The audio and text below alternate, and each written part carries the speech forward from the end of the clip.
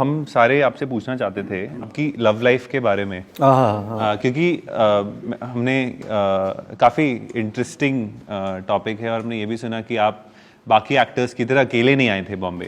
आप अपनी पत्नी जी को लेकर आए थे। उसके बारे में थोड़ा बताइए, कैसे मिले, क्या अरेंज मैरिज थी, लव मैरिज थी? नहीं, बिल्कुल प्रेम विवाह था।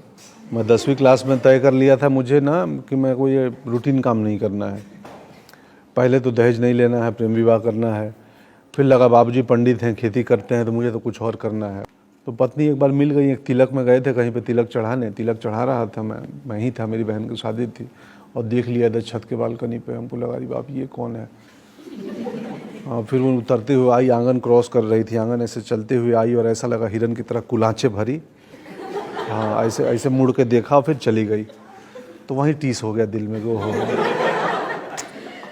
ये तो अब तो अगला बाकी का जीवन इन्हीं के संग।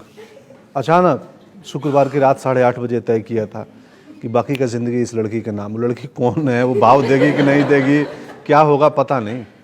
पर इतने सच्चे प्रेमी थे कि सर 93 की बात है, 2004 में कर ली शादी उसी लड़की से। और वो कलकत्ते रहती थी, मैं गांव में रहता था। मृदुला नाम है उनका। तो आप लोगों ने डेट किया 93 से 2004 तक? डेट वेट हमें मालूम ही नहीं था डेट क्या होता। हमें डेट तो सिर्फ अगस्त, अक्टूबर, सितंबर, नवंबर, ट्यूसडे, संडे के सिवाय हमारे प्रेम में वो डेट वाला कल्चर ही नहीं था। बामुश्किल 1.5 साल पे एक बार तो मिलने कलकत्ते जाते थे कभी उनसे। वो कलकत्ता में रहती थी, मैं पढ़ने दिल्ली आ गया था। तो वैसा वाला प्रेम नहीं रहा है, डेट वेट वाला, रोज़ मिलने वाला। मोबाइल भी नहीं था तब।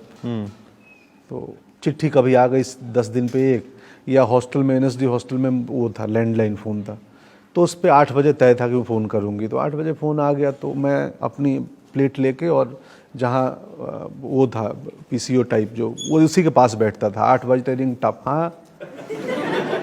तो ये है किस्सा। वहाँ पे आपने फिर मैं ड्रामा स्कूल आया, 3 साल पढ़ाई करने आया, और ड्रामा स्कूल आया तो एक कल्चरल शॉक लगा। माय गॉड, मैं किधर आ गया। तो वहाँ 20 अलग अलग स्टेट के बच्चे थे मेरे संग। एक कोरिया का भी लड़का था, Manipur, south India, north India, Gujarat. तो मुझे लगा यार दोस्त, मतलब कितनी विविधता है इस देश में। विविधता मतलब समझ वो डाइवर्सिटी की, कितना अलग अलग है हमारा मुल्क यार। यहाँ कुछ और बोली जाती है, 500 किलोमीटर दूर कुछ और खाया जाता है। कहीं का लैंडस्केप बहुत खूबसूरत है ये देश यार। मैं जो सुन रहे हैं ना बच्चे, मैं बहुत देखो बोलता हूँ और भटक जाता हूँ। नहीं, ये शो भटकने के लिए बना है। हाँ, अरे फिर ठीक है। मुझे लगता है ना कि 12वीं के बाद हर बच्चे को ना, या तो स्टेट सरकारें करें या उसके माँ बाप करें या वो खुद से करे, बिल्कुल लोकल ट्रेन में, मतलब स्लीपर क्लास में, कम से कम पैसों में पूरा भारत घूमे। बहुत सस्ता है इस देश में घूमना, बहुत ही सस्ता है। मैं बहुत घूमा हूँ। हर जगह पे आपको धर्मशाला, गुरुद्वारे मिल जाएगा जहाँ आप रात गुजार सकते हैं।